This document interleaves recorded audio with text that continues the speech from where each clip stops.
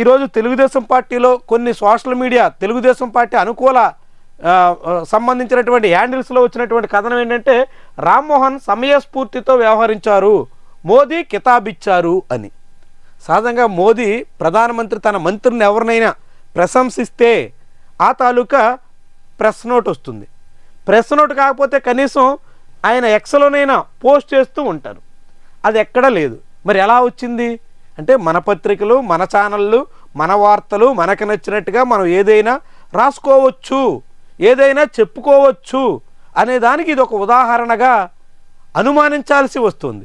ఎందుకంటే చూడండి, ఇందులో సమస్యను పరిష్కరించేందుకు సమయానుగుణంగా నిర్ణయాలు తీసుకున్నారని ప్రధాని అన్నట్లు కేంద్ర మంత్రి సన్నిహిత వర్గాలు తెలిపాయి.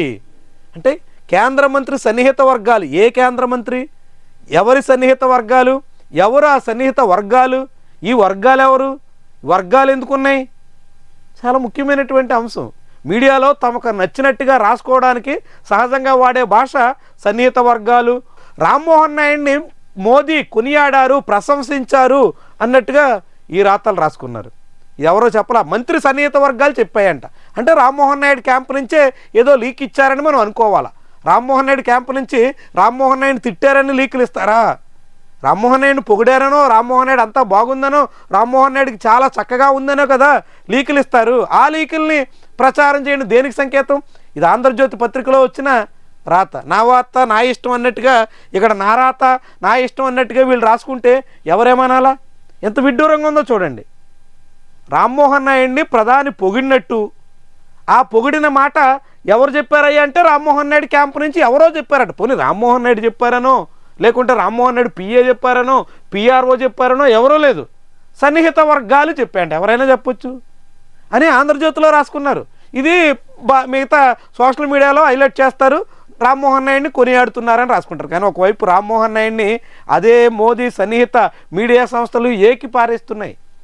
తెలుగుదేశం పార్టీ రిపబ్లిక్ టీవీ మధ్య వైరం ముదిరిపోతోంది, చాలా దూరం వెళ్తుంది. ఎంత దూరం అంటే రిపబ్లిక్ టీవీని తెలుగుదేశం పార్టీ బాయ్కాట్ చేసేటంత స్థాయికి వెళ్ళింది.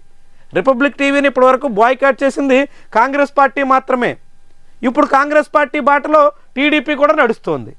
అంటే కాంగ్రెస్ తర్వాత తెలుగుదేశం పార్టీ ఆ రిపబ్లిక్ టీవీని బాయ్కాట్ చేసింది. ఆ బాయ్కాట్ చేస్తే మీరు మమ్మల్ని ఏం పీకలేరు అన్నట్టుగా అర్నబ్ నిన్న మళ్ళీ ఒక ఖాళీ కుర్చీ వేసి తెలుగుదేశం పార్టీ నేతల్ని, ఈ సివిల్ ఏవియేషన్ మినిస్టర్ని, రామ్మోహన్ నాయుడిని దుమ్ము దులిపేసే ప్రయత్నం చేశారు. అతనేం తగ్గట్లా. తెలుగుదేశం పార్టీ అతనితో కయ్యం పెట్టుకుంది. తెలుగుదేశం సహజంగా ఎవరైనా ఒత్తిడిలో ఉన్నప్పుడు కొంచెం తప్పులు చేస్తారు అనడానికి ఇది ఒక ఉదాహరణ ఏమో. తెలుగుదేశం పార్టీ ముఖ్యంగా నారా లోకేష్ బదనాం అయిపోతున్నారు.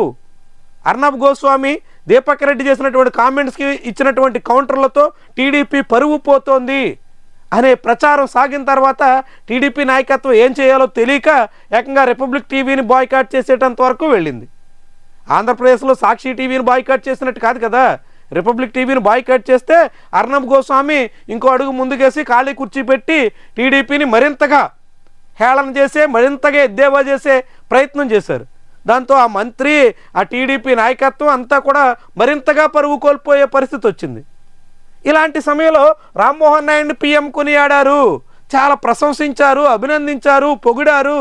ఇట్లాంటి రాతలు అనుకూల మీడియాలో రాసుకుని సంతృప్తి పడతామంటే ఏమనాలా? ఎంత విడ్డూరంగా చూడండి.